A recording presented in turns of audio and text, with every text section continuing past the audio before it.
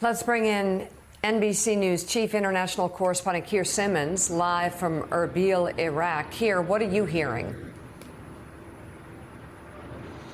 Well, Mika, just to pick up on your conversation, we're just hearing that the Israeli Defense Minister has engaged in the debate again, saying that a dictator like Khamenei cannot be allowed to continue. On the question of regime change, of course, we're here in Iraq, where they know a thing or two about regime change and about how regime change is just the beginning. It's what comes afterwards that really counts. Just in terms of the news, as you've been reporting, continued strikes both in Iran and in Israel. That hospital in Beersheba, the Soroka hospital, that was hit. The Iranians saying that they were targeting a military site across Israel. More than 65 have been injured. In Iran, the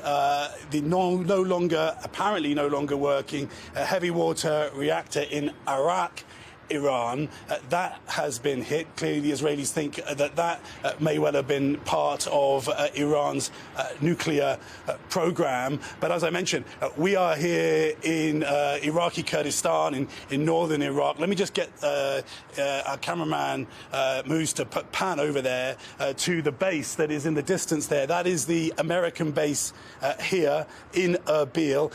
That is, of course, one of the targets that you've been talking about, that we worry about 30 miles from here this morning.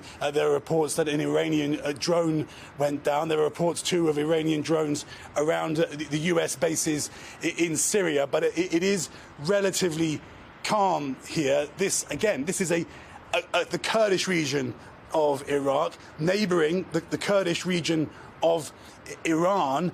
And the messaging that you're hearing from the Israelis to the Iranian people to rise up, that in part will be directed at the Kurdish people. Here's one of the issues on that, though. Aside from the question of what happens after regime change, what happens if there is some kind of a revolution, here's one of the issues.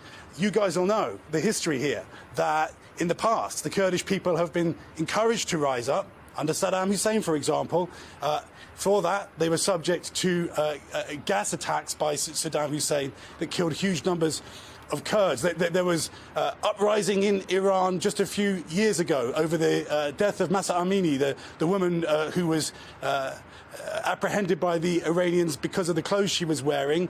No one came in to help the Iranian people who stood up then, the Iranian women. So it's understandable that the message we are getting, we've just arrived here, is that if you want the Iranian people to rise up, you may need to do a little more than just talk. I guess that's what the Israelis are trying to do, as well as hit the Iranian. That's what the Israelis are trying to do, as well as hit the Iranian nuclear program. But there are huge questions, and I think doubts about whether that's really going to happen. And my gosh, when you talk about the Kurds, no group has been more used, more lied to, more abandoned than the Kurds over the past 20, 30 years.